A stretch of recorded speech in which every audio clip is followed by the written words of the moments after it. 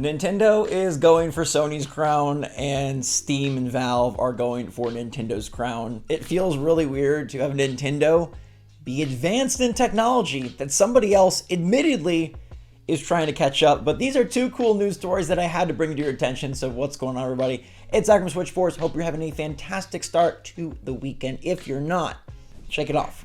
Let's kick it off with Nintendo doing damage on the Switch Online front. They announced that their full numbers now are at over 38 million subscribers to Switch Online. I'll remind you, you probably forget this, but I'll remind you that Switch Online, because I forgot it, Switch Online didn't start with the Switch. Can you believe that? The Switch Online service did not exist when the Switch came out, nor did it for the first year and a half. Switch Online began in 2018, and so in 5 years, they've accomplished 38 million subs, which took PlayStation 9 years. PS Plus is obviously ahead of Nintendo in the 40 millions now, but that is crazy, and I think it speaks to two things. One, price point will always win out. Like Nintendo having the cheap $19.99 online subscription price, that is what makes them so lucrative. But two, and this is interesting to me, nostalgia goes a really long way. Nintendo has leveraged ancient nostalgia with their virtual console type apps, as well as modern nostalgia with boosting games like Mario Kart 8 Deluxe with new content. They are really banking on the fact that you're going to love their franchises so much more than a free game, or two free games, or a really nice discount. PlayStation Plus is more effective at offering freebies, but Nintendo is more effective at leveraging IP. So it's very cool to see Nintendo making online gains and beating the competition. I think at the start of the Switch era, if you asked me, will Nintendo Switch Online ever be ahead of PlayStation in games like that? I would have said no. It really does speak to how much growth we've seen out of Nintendo. They still have room to go, obviously. We don't even have themes on the UI. The online could be improved. That eShop is a menace when it comes to load times. But there is a lot that they have done so well that I think we've kind of forgotten because the Switch has been so successful. This was remarkable to me, and I love to see Switch Online succeeding, especially because it's something that Nintendo has committed to carrying forward and continuing on. Yes, their releases are sporadic. Yes, their virtual console is quite frugal. They hold those titles back for as long as they possibly can, and I wish they would have added more to the expansion pack tier of the Switch Online in 2023, but alas, I think we're ready for big things from Nintendo Switch Online going forward, and this incredible stat of them taking half the time to do what Sony did, that's really great. I know Xbox is the king when it comes to live online service.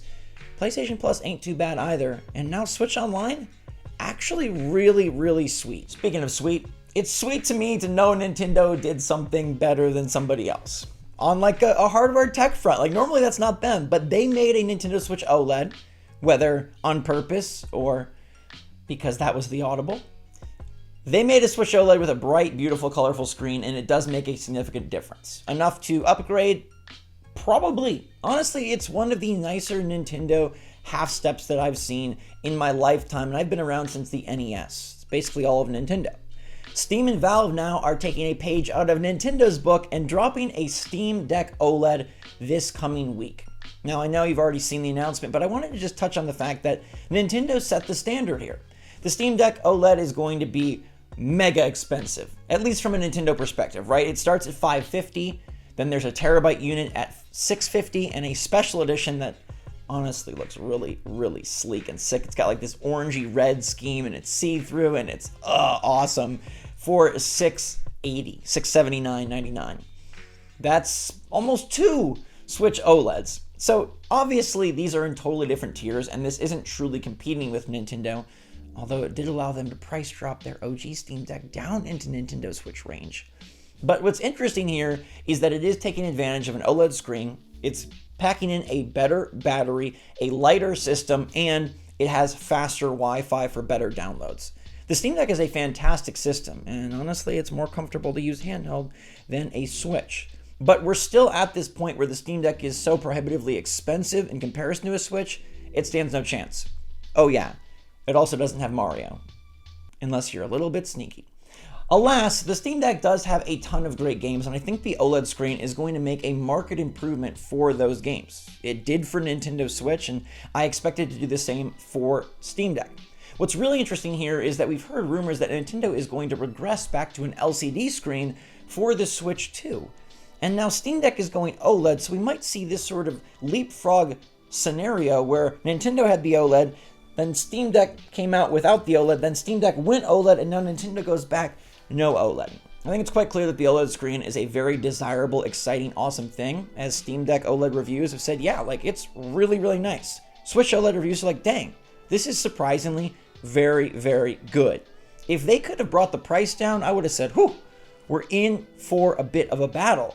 But we're never going to be in for a battle when these portable computers are costing $600. Even Nintendo Switch 2 dropping at $400 or, God forbid, $450 is still a few hundred less than this Steam Deck. And if you're considering a Steam Deck OLED, I say maybe jump in. I think it would be really fantastic if you have the funds.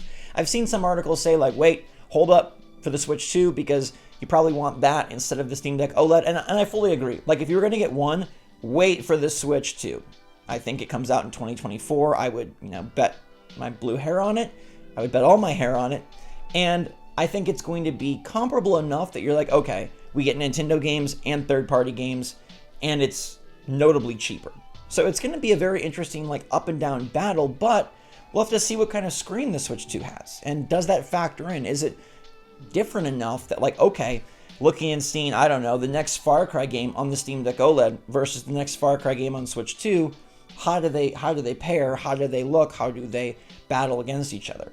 I don't need a Steam Deck OLED, but I kind of want one just to see for all of these scenarios of how things would play out, and to know if Valve is able to take advantage of the OLED as masterfully as Nintendo. Because those Nintendo games with their vibrant colors and cutesy characters, Animal Crossing, Mario Kart, etc., Pikmin, they all look so lovely on the OLED screen. Will the same be said for games like Elden Ring and Death Stranding and Cyberpunk 2077?